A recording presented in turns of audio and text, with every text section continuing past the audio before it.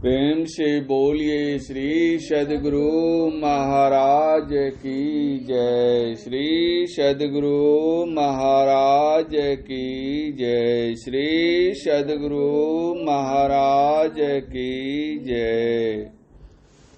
शांति संदेश मई 2022 संपादकीय।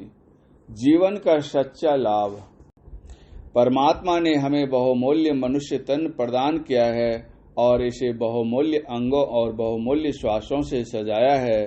परमात्मा की बख्शी हुई इस बहुमूल्य दान का यदि सही सही कदर करेंगे और इसमें भजन भक्ति का सच्चा लाभ प्राप्त करेंगे तो फिर इस संसार में भी सदा सुखी रहेंगे और परमात्मा के धाम में भी उज्जवल मुख होकर जाएंगे। संसार का प्रत्येक व्यक्ति सदा लाभ ही चाहता है, हानि तो कोई भी नहीं चाहता। परंतु सच्चाई यह है कि लाखों में से किसी एक व्यक्ति को ही सत्य पुरुषों संतों की संगति के प्रताप से यह परख पड़ती है कि वास्तव में लाभ क्या है और हानि क्या है। वास्तविक लाभ हानि की ओर संकेत करते हुए गोस्वामी तुलसीदास जी ने कहा है कि लाभु कि किछु हरि भगति समाना, जेहि गावहि श्रुति संत पुराना। हानि की जग यही सम किछु भाई, भजिए राम ही नर तन पाई।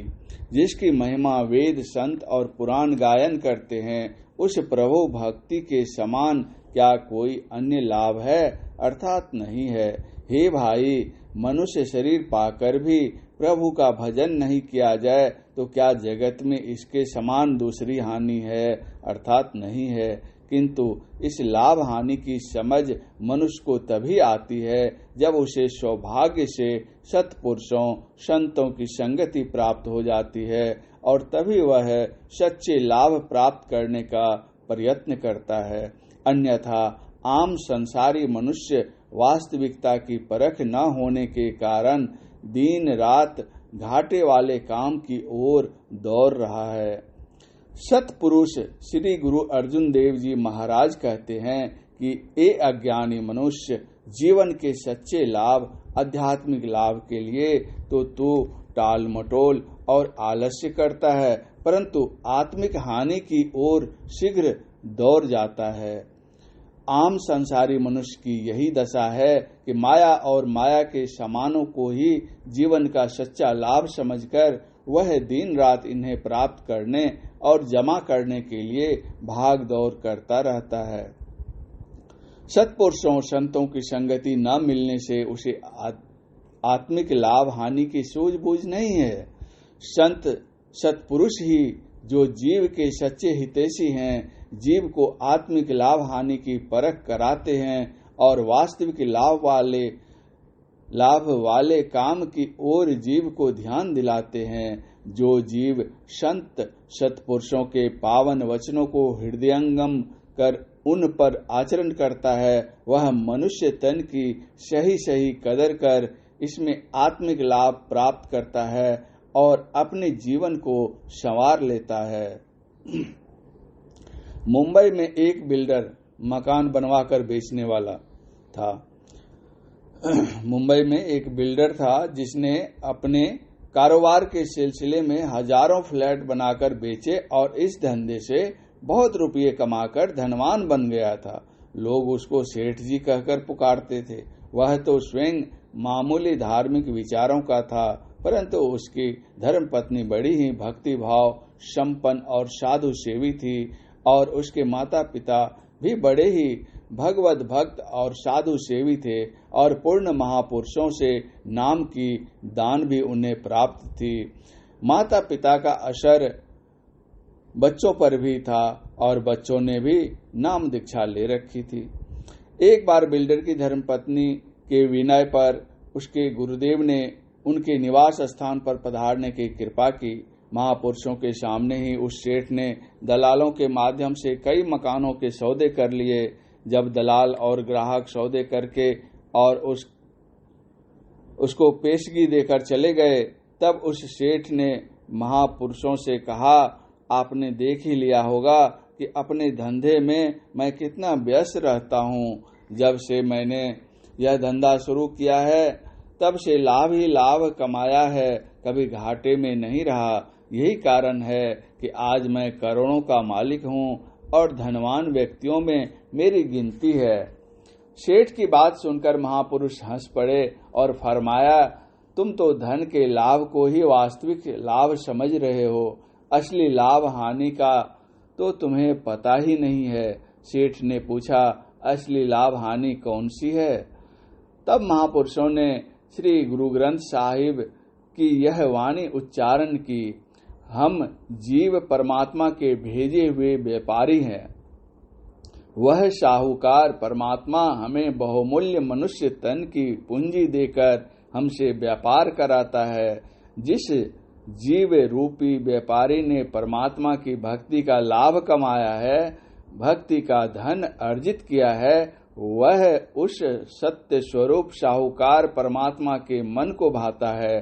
साथ ही जिस व्यापारी ने परमात्मा के नाम का सुमिरन करके नाम का सौदा किया है, यमराज रूपी टैक्स लेने वाला उसके निकट भी नहीं आता। पर जो जीव रूपी व्यापारी नाम भक्ति के लाभ वाला व्यापार न करके दूसरे व्यापार करते हैं, वे माया मोह की अनंत लहरों में फंसकर सदा दुख सहते रहते हैं। यह वाणी उच्चारण करके महापुरुषों ने फरमाया, आपको परमात्मा ने बहुमूल्य शरीर प्रदान किया है, इसके मूल्य का अनुमान नहीं लगाया जा सकता। इसका तो एक एक अंग अत्यंत मूल्यवान है।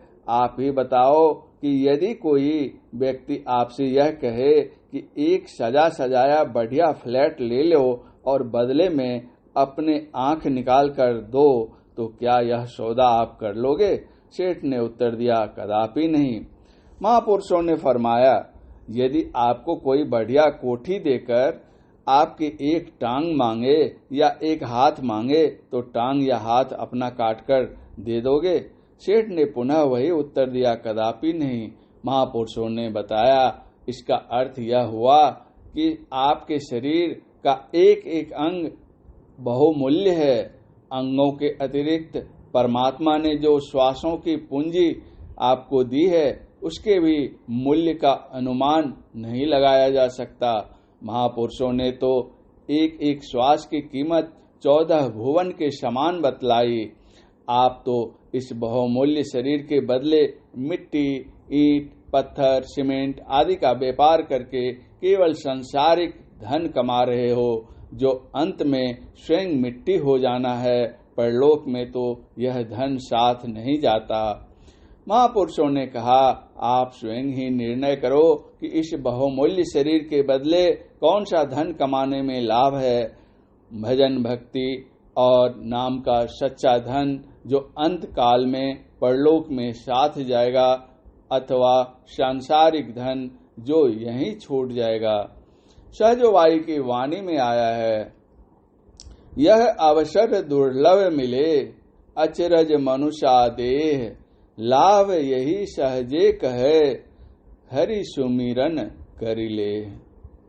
महापुरुषों के इस प्रकार के वचन को सुनकर वह सेठ उनके चरणों पर गिर पड़ा और कहने लगा, महाराज, आज आपने मेरी आंखें खोल दी। महापुरुषों के उपदेश से वह सेठ बड़ा प्रभावी हुआ और उनसे नामोपदेश लेकर उसी दिन से नाम की कमाई करने लगा तथा जीवन का सच्चा लाभ प्राप्त करने लगा। गोस्वामी तुलसीदास जी महाराज के वचन में है, चतुर शिरोमणि ते जग माही, जे मनि लागी सुजतन कराही। जो मनुष्य परमेश्वर के नाम धन का संचय करता है, वह भाग्यशाली हो जाता है, साहूकार बन जाता है। उसके जीवन में कभी कोई अभाव नहीं रहता है और परमात्मा के दरबार में शोभा पाता है। इसलिए उठते बैठते हर समय परमेश्वर का भजन सुमिरन करें और संत महापुरुषों की संगति से प्रेम करें। श्री सद्गुरु महाराज की जय।